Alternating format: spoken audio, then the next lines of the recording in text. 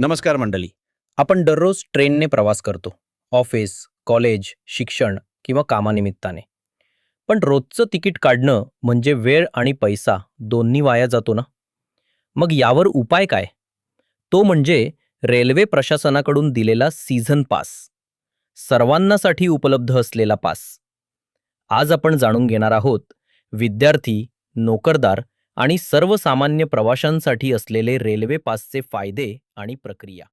ह्याच्या पहिले तुम्हाला माहिती आहे का? सरकारकडून आपल्याला लयशा स्कीमा किंवा सवलत असतात. पण माहिती नसल्या कारणाने किंवा काय कसं करायचं हे माहीत नसल्या कारणाने आपल्याला त्याचा फायदा घेता येत नाही. तुम्हाला माहिती आहे का? अशीच माहिती जर वेळेवर मिळाली तर कित्येक योजना आपल्यासाठी खरंच उपयोगी ठरू शकतात. म्हणूनच अशी माहिती वेळोवेळी मिळत राहण्यासाठी लोकमित्र इन्फोला सबस्क्राईब करा. कारण इथे मिळते ती खरी, सरकारी आणि तुमच्या फायद्याची माहिती. भाग 1. विद्यार्थी स्टुडंट पास. सर्वप्रथम बोलूया विद्यार्थ्यांच्या पासबद्दल.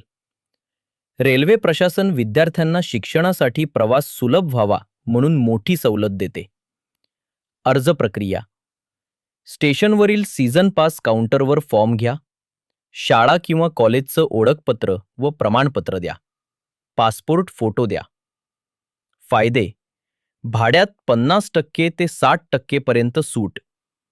पास 1 महिना, 3 महिने किंवा 6 महिने कालावधीसाठी उपलब्ध. दररोज तिकीट काढायची गरज नाही. भाग 2. सर्वसामान्य नागरिक, रोजचे प्रवासी. मित्रांनो, ही सुविधा फक्त विद्यार्थ्यांसाठीच नाही, तर सामान्य नागरिक आणि रोज प्रवास करणाऱ्या प्रवाशांसाठीही लागू आहे.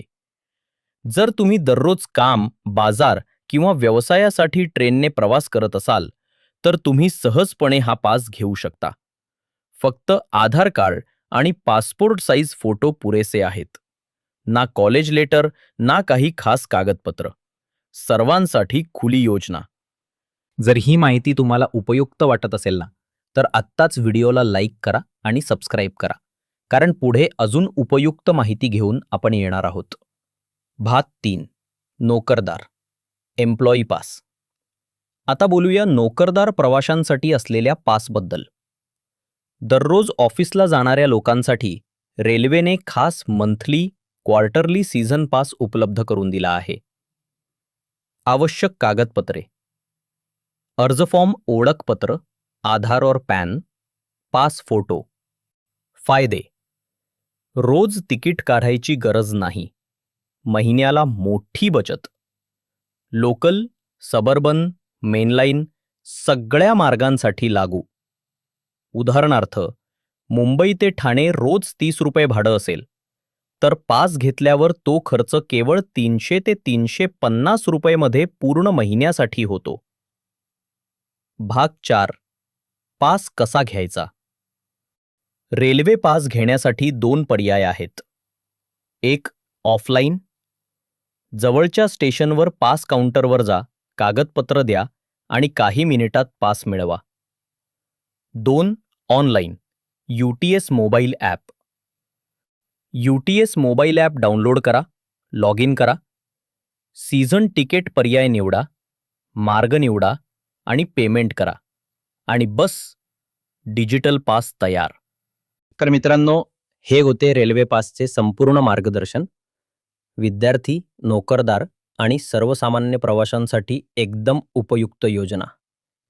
ही माहिती तुमच्या मित्रांनाही सांगायला विसरू नका. व्हिडिओ शेअर करा. कमेंटमध्ये रेल्वे पास 2025 लिहा आणि अशाच सरकारी व लोक उपयोगी माहितींसाठी सबस्क्राईब करा. धन्यवाद. भेटूया पुढच्या व्हिडिओत.